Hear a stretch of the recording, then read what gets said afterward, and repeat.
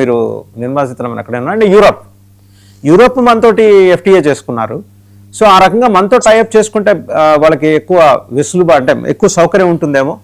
అంటే చైనా మీద వాళ్ళు ఎక్కువ ఎందుకు బ్యాంక్ అవుతున్నారు?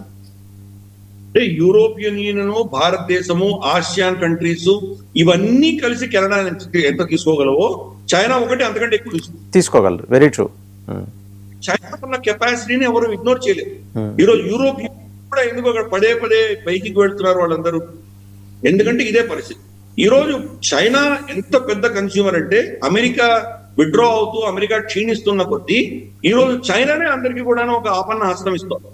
కాబట్టి చైనా అన్నది చాలా కీలకం అయిపోయింది ప్రపంచవ్యాప్తంగా. అమెరికా ఎవరినెవరిని బెదిరిస్తుందో వాళ్ళందరూ చైనా దగ్గరికి వెళ్తారు. చైనా దాన్ని అడ్వాంటేజ్ గా తీసుకుంటారు. ఇప్పుడు బెదిరించరు, వాళ్ళతో వాణిజ్యం పెట్టుకుంటారు, వాళ్ళతో అన్ని పెట్టుకుంటారు. రేపటి రోజు ఏం చేస్తారని రేపటి రోజు చూస్తారు. రేపటి రోజు నాకు డొనాల్డ్ ట్రంప్ తో ఇబ్బంది ఉంది కదా, ఈ రోజు డొనాల్డ్ ట్రంప్ కాళ్ళ మీద పడమంటున్నాడు. దీని బదులు నేను రేపో ఎల్లుండో బీజింగ్ లో నన్ను షీ జిన్పింగ్ కాళ్ళ మీద పడన్నప్పుడు చూసుకుంటాను.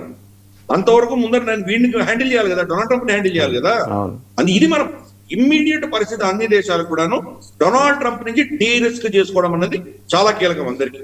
కెనడా అందుకని ఫస్ట్ చైనా దగ్గరికి వెళ్ళింది.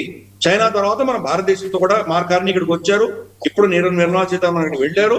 కానీ మనం తీసుకోగలిగిన కెపాసిటీ చైనాతో పోల్చి చూస్తే చాలా తక్కువ.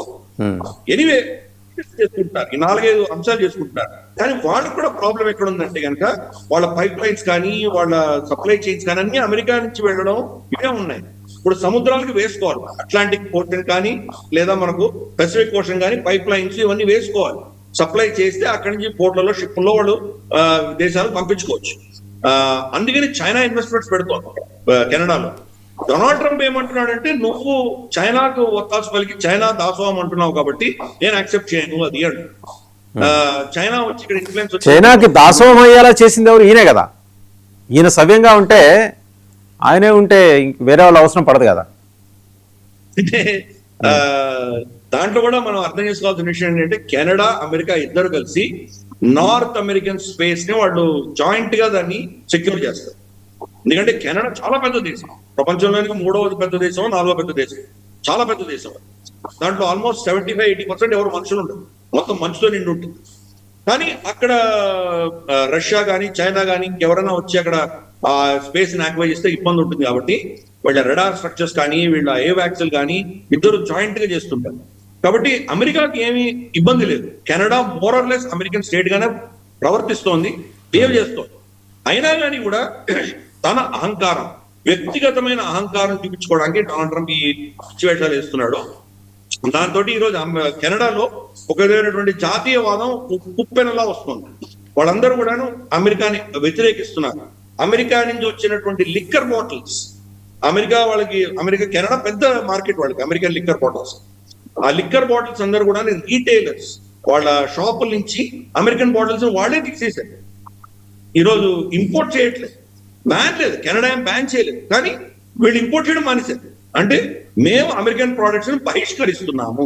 మనకి ఎలా అయితే మనది సుల్వాన్ ఘటన జరిగిన 24 గంటలు మనం చైనా ఫోన్లు ఎరగొడతాము, మరుసటి రోజు మళ్ళీ చైనీస్ ఫోనే కొనుక్కుంటాం. సో అలాగే అక్కడ కూడా పరిస్థితి అదే. మన జాతీయవాదం అంతా ఒక రోజు పనిచేస్తుంది. అన్ఫార్చునేట్లీ వాళ్ళు లిక్కర్ కొనడం మానేశారు. అక్కడి నుంచి ప్రత్యామ్నాయాలు చూసుకుంటున్నారు. చాలా కష్టమైనటువంటి పరిస్థితి. ఈ ట్రేడ్ వార్ లో అమెరికా నష్టపోతుంది, కెనడా కూడా నష్టపోతుంది. ఎందుకంటే అమెరికన్ ఆటోమొబైల్ కంపెనీస్ ఏవైతే ఉన్నాయో ఇవన్నీ కూడా కెనడా మీద ఆధారపడుతుంది. ఒక్కొక్క పార్ట్, కొన్ని పార్ట్స్ అయితే 5-6 సార్లు బార్డర్స్ దాటారు. వాళ్ళ ఇన్గాట్స్ కెనడాలో తయారవుతే ఇక్కడ అమెరికాకు వచ్చి మెషినింగ్ అవుతుంది. మెషినింగ్ వెళ్ళిన తర్వాత దాంట్లో వేరే పార్ట్స్ యాడ్ చేస్తారు. యాడ్ చేసి మళ్ళీ అమెరికాకు వస్తుంది. అమెరికాకు వచ్చిన తర్వాత దీంట్లో వైరింగ్ చేసి వాళ్ళు పంపిస్తారు. వైరింగ్ చేసి పంపించిన తర్వాత దానికి ఇంకేదో వాళ్ళు దానికి కేసింగ్ చేస్తారు. ఇలా 5-6 సార్లు తిరగాలి ప్రొడక్ట్స్ అన్ని కూడా. తిరిగితే కానీ వీళ్ళ కార్ కాంపోనెంట్స్ లో వెళ్ళవు. ఇప్పుడు మార్క్ కార్నీ దాని మీద 50% ట్యాక్స్ వేసాడంటే ఏమవుతుంది వీళ్ళ పరిస్థితి? ఈరోజు ఆల్రెడీ అమెరికా టెక్నాలజీ మార్పు చేసుకోలేదు కాబట్టి ఇంకా పాత డీజిల్, పెట్రోల్ వెహికల్స్, పెట్రోల్ గజ్లర్స్ అంటారు. మనకు 1 లీటర్ మనకు 15-20 కిలోమీటర్లు ఇస్తే వాళ్ళు 15 లీటర్లకి 1 కిలోమీటర్ వెళ్తారు. అలా పెట్రోల్ గజ్లర్స్ అటువంటి పాత టెక్నాలజీ వాడుకొని వాళ్ళు నడిపిస్తున్నారు. ప్రపంచం ఎక్కడికి వెళ్ళిపోయింది? ఎలక్ట్రిక్ వెహికల్స్ చైనా ఎక్కడికి వెళ్ళిపోయింది. వీళ్ళు ఇంకా పాత పద్ధతిలో ఉన్నారు. అవి ఎవరు కొనట్లేదు.